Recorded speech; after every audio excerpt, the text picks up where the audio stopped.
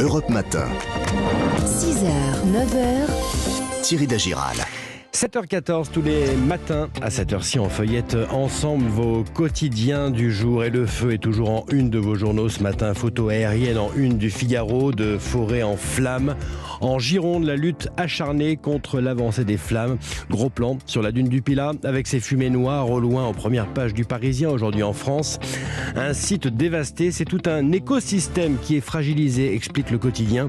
Un désastre écologique. La désolation en une de Sud-Ouest et cette photo du fameux camping de la dune des Flots Bleus.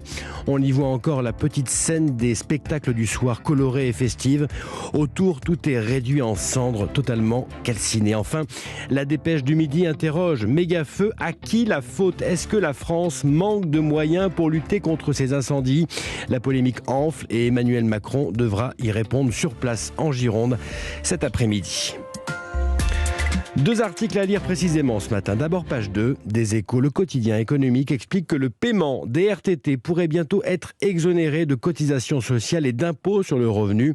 Le ministre de l'économie Bruno Le Maire s'est montré ouvert à la monétisation des jours RTT travaillés. Un amendement Renaissance propose d'étendre à leur rachat les mesures d'exonération fiscale et sociale applicables aux heures supplémentaires.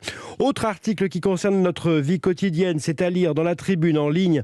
Une étude qui démontre que les ruptures d'approvisionnement en magasin ont déjà coûté 1,9 milliard d'euros de manque à gagner. Plus de 60% des pertes dues à des ventes manquées, notamment de produits frais et d'épicerie. Sont concernées les huiles, les farines, la moutarde. Il y a eu plus de ruptures de stock en France qu'ailleurs. Baisse de la disponibilité que l'on n'a pas retrouvée aux États-Unis, au Canada ou au Royaume-Uni, explique l'étude. Et puis vos quotidiens rendent hommage ce matin à la chanteuse Dany, la nostalgie des années yéyé en une du Parisien. Photo d'elle, jeune, du noir et blanc, en pleine page de Libération, blouson en cuir.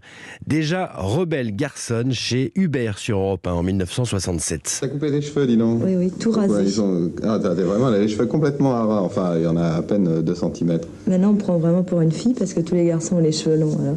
Ah bon, c'est pour ça que tu t'es fait. Oui, absolument. Dany, une reine de la nuit des années Giscard, chanteuse, actrice, une vie faite de boom et de bang. Je sens des booms et des bangs, agiter mon cœur blessé, l'amour comme un boomerang me revient des jours passés, à pleurer les larmes dingues d'un corps que je t'avais donné. Voilà, portrait à lire ce matin dans Libération.